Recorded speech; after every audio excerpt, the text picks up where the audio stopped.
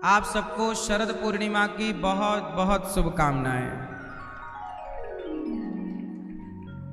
शरद पूर्णिमा महामहोत्सव की जय। गौरी गोपाल भगवान की आपका बहुत बहुत स्वागत है गौरी गोपाल में। शरद पूर्णिमा की ये पावन महोत्सव शरद पूर्णिमा का ही चल रहा है।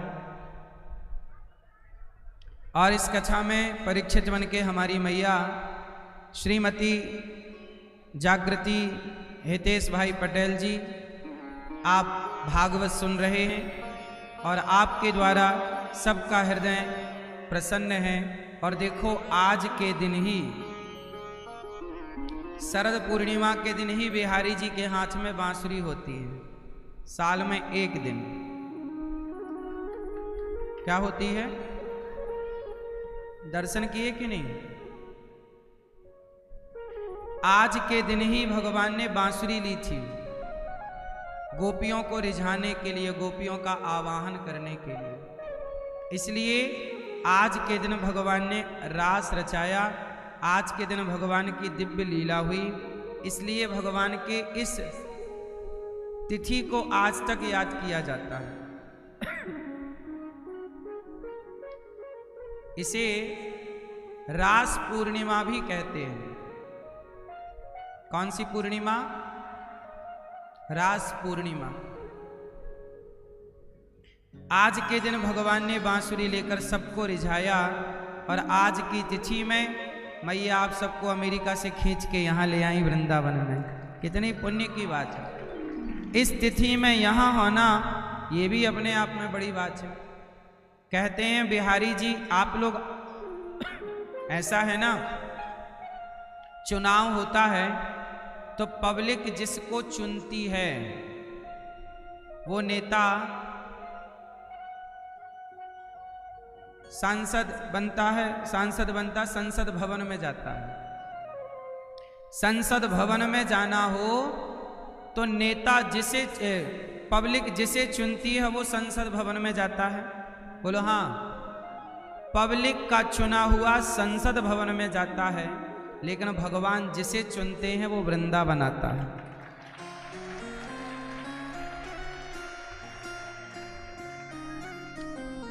कहते हैं बिहारी जी की महफिल को बिहारी जी सजाते हैं और वृंदावन वही आते हैं जिन्हें बिहारी जी बुलाते हैं। बिना बुलाए नहीं कोई आ सकता, और वो भी ऐसी पवित्र तिथियों में आप आए हैं तो आप बहुत भाग्यशाली हैं। जब परिवार का कोई व्यक्ति तीर्थ यात्रा के लिए पांव रखता है तो उसके एक पग में अनेक अनेक यज्ञ करने का फल प्राप्त होता है। पितरों को तृप्ति मिलती है, शांति मिलती है। आपके पुत्र सहज और पुत्री सजनी, आपकी बेटी और आपके बेटों की पढ़ाई पूरी हो जाने पर भगवान की कृपा से बच्चे बहुत पढ़ लिख गए। बहुत अच्छी भगवान की कृपा रही कि बहुत ध्यान दिया इनके माता पिता ने, इनकी माँ ने बड़ा ख्याल रखा और बच्चे पढ़ लिख गए। तो बच्चे निर्विघ्नता पूर्ण पढ़ लिख के योग्य हो गए, अपने पांव पे खड़े हो गए। इस खुशी में ये भागवत करा रही है हमारी मैया। बच्चों की सफलता की खुशी में ये भागवत। इससे आपके बच्चों की सफलता तो है ही, आगे भी होगी। आपके पितर भी आपको आशीर्वाद दे रहे होंगे, पूर्वज भी। बहुत बड़ा पुण्य। आप अमेरिका न्यू जर्सी से आए हैं और कथा की गंगा में आप डुबकी लगा रहे हैं। आप सभी अतिथियों का बहुत बहुत स्वागत। आज यहाँ पर अंबेडकर नगर श्री चितबहाल आदर्श बालिका इंटर कॉलेज के बच्चे आए हैं और आप सभी का बहुत बहुत स्वागत है सबका। आप सब यहाँ आए, अभी कथा सुनिए, फिर माताओं का, वृद्ध माओं का दर्शन कीजिए। यहाँ चल रही सेवाओं का दर्शन कीजिए। आज शरद पूर्णिमा है तो थोड़ी बात शरद पूर्णिमा की कर लेते हैं, फिर भगवान श्री कृष्ण के इस दिव्य बाल चरित्र का रसपान करेंगे। आज की रात विशेष रात मानी जाती है। क्या हुआ था आज की रात को? आज की रात कहते हैं कि लोग खीर बना के छत पर रखते हैं और फिर क्या टपकता है? क्या? अमृत। अब विज्ञान की भाषा में कहोगे तो विज्ञान की भाषा में लोग हंसेंगे कि आकाश से कहां अमृत टपकता है। तो इस मान्यता को साइंटिफिक कैसे समझें? बताओ, चंद्रमा से अमृत के टपकने के पीछे का भाव क्या है? विज्ञान क्या है? इसके पीछे का साइंस क्या है? आप साइंस के स्टूडेंट हैं? क्या है इसके पीछे का साइंस? सुनो,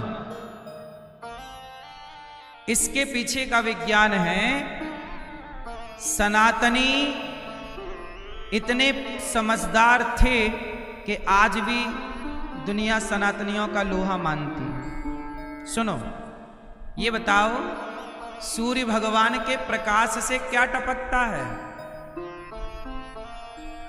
बोलो। हाँ, सूर्य के प्रकाश में होता है विटामिन डी। बोलो हाँ। सूर्य के प्रकाश में विटामिन डी है, तो चंद्रमा के प्रकाश में भी तो कुछ होगा। क्या होगा? कहते हैं कि चंद्रमा के प्रकाश से औषधियों में औषधीय गुण उत्पन्न होता है। औषधियों में औषधीय गुण उत्पन्न होता है। चंद्रमा का प्रकाश भी शरीर के लिए उतना ही आवश्यक है जितना सूर्य का प्रकाश है। तो चंद्रमा के प्रकाश की पॉजिटिविटी को अमृत कहा था हमारे पूर्वजों ने, उसे अमृत कह दिया। अमृत का मतलब है कि उस प्रकाश को लेना अनिवार्य है। केवल खीर रख के खाना नहीं, बल्कि आप भी थोड़ा चंद्रमा का प्रकाश लीजिए, पूर्णिमा का प्रकाश लीजिए। और एक बात और है, खीर कहां रखना है? छत पे। किसका प्रकाश पड़ेगा? चंद्रमा का। इसका अर्थ ये है कि हमारे पुरखे पूर्वज इस ओर इशारा कर रहे हैं कि भोजन यदि हम खुले आसमान के नीचे बनाते हैं तो आग का ताप तो मिलेगा, दिन को बनेगा तो उस भोजन में प्रकाश सूर्य का पड़ेगा तो विटामिन डी उस भोजन में प्रवेश करेगा, उस भोजन की ताकत और बढ़ेगी। रात्रि को खुले में बनाएंगे तो आपको चंद्रमा का प्रकाश पड़ेगा, चंद्रमा की पॉजिटिविटी है ना। तो जो भोजन हम प्रकाश युक्त भोजन करते हैं, सूर्य और चंद्रमा के प्रकाश को ग्रहण किए गए भोजन को ग्रहण करते हैं, वो व्यक्ति बीमार नहीं पड़ता। इसलिए पहले हॉस्पिटल नहीं थे, क्योंकि लोग बीमार ही नहीं थे, क्योंकि खाने पीने रहने का ज्ञान था। आज पढ़े लिखे हैं पर खाने पीने रहने का ज्ञान। हमारे भगवान ने माखन चोरी की। क्या चुराया? क्यों चुराया? क्योंकि सबसे हेल्दी क्या है? ताकतवर क्या है? सबसे ताकतवर है मक्खन, घी। तो भगवान ने कहा कि देखो, भगवान को पता था कि आने वाले भारत में लोग पिज्जा बर्गर खाने लग जाएंगे, चाउमीन खाने लग जाएंगे। तो भगवान ने कहा पिज्जा बर्गर ना खाना, हेल्दी फूड खाना। और सबसे बढ़िया क्या है? गाय का शुद्ध दही का मंथन करो, मक्खन निकले, वो मक्खन आप चुरा के खाओ। वो खाओ, कैसे भी खाओ, चोरी करके खाओ। भगवान कृष्ण गोपियों के घर घुस जाते हैं और चुरा के क्या खाते हैं? आज के बच्चे चुरा के टॉफी खाते हैं, चॉकलेट खाते हैं। बोलो हाँ। भगवान क्या खाते हैं? माखन खाते हैं। इसलिए भगवान ने कंस को पछाड़ दिया। भगवान कृष्ण की ताकत देखिए, 16,108 पत्नियों के होने पर भी, हर रानी के गर्भ से 10-10 बच्चा और एक एक बेटी होने पर भी भगवान सदा मुस्कुरा रहे हैं बांसुरी लेकर के। ये ताकत पिज्जा बर्गर से तो ना आएगी। इसलिए आपको मक्खन खाना चाहिए, ये मैसेज है। आप लोग खाना पीना भूल गए, सड़ी रोटी खाते हो पिज्जा की। पिज्जा में क्या होता है? रोटी पता नहीं 15 दिन पहले की है कि महीने भर पुरानी है। रोटी सड़ी ना रोटी है वो। पिज्जा, बर्गर इत्यादि विदेशों में खाते हैं, क्योंकि विदेशों की महिलाओं को, जो अंग्रेजों की महिलाएं, उनको रोटी बनाना आती नहीं है, तो वहां पर फैक्ट्रियों में रोटी बनती है, तो बना के रख लिया।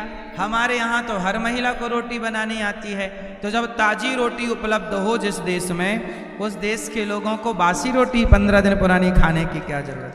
लेकिन अब आजकल का दौर यही है कि समझदार होने पर भी आप ना समझी की ओर चल पड़े हैं। बोलो हाँ।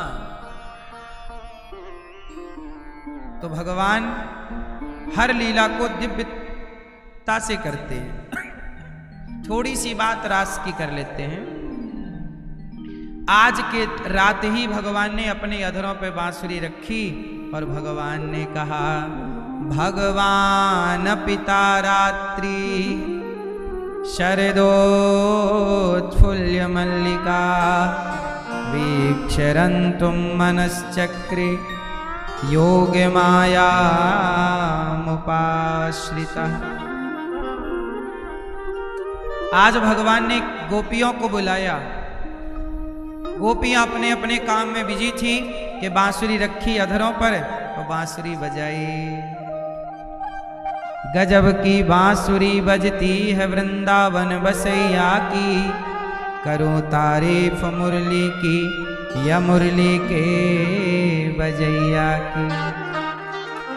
जहाँ चलता ना काम तीर और कमानों से, वहाँ बातें होती मुरली की तानों से। गजब की बांसुरी बजाते हैं भगवान। और जब बांसुरी बजी तो सारी गोपियां भगवान की ओर दौड़ पड़ी। अच्छा मुझे एक बात बताओ, गोपियां काम कर रही थी, गाय दोह रही, दोहंत्यो भी अयो काश्चित दोहम हित्वा समुत्सुकाः। कोई गाय दोह रही, कोई आंखों में काजल लगा रही, कोई आंगन लीप रही, कोई भोजन बना रही, पर बांसुरी सुनाई पड़ी तो गोपियों ने अपना सारा काम वहीं स्थगित किया, छोड़ा और दौड़ पड़ी कृष्ण की ओर। तो आप लोगों से मैं सवाल जरा सा कर लूं, बताओ कर्म बड़ा होता है कि धर्म बड़ा होता है? कौन बड़ा? कर्म बड़ा है। कितने लोग स्वीकार करते हैं कि कर्म बड़ा? अब धर्म बड़ा कितने लोग मानते हैं? मैया आप दोनों में हाथ नहीं उठा रही हो, तो तीसरा ऑप्शन दूं क्या? रावण बड़ा, ऐसा बोलो। मैया ने दो में तो हाथ उठाए नहीं, किसी एक में। तो आप किसी रावण को बड़ा मानती हो? हैं? सुनो, कर्म बड़ा कि धर्म बड़ा? अब लोग कह रहे हैं कर्म बड़ा, ये बच्चे कह रहे हैं कर्म बड़ा है ना? आप यहां बैठे बच्चे भी कह रहे हैं कर्म बड़ा है, क्योंकि इन्होंने ट्रक के पीछे लिखी लाइन पढ़ी है ना, कर्म ही पूजा है। इन्होंने ट्रक के पीछे लिखी लाइन पढ़ ली और कर्म को बड़ा मानने लगे कि वही पूजा है। चलो आप थोड़ी सी बात कर लेते।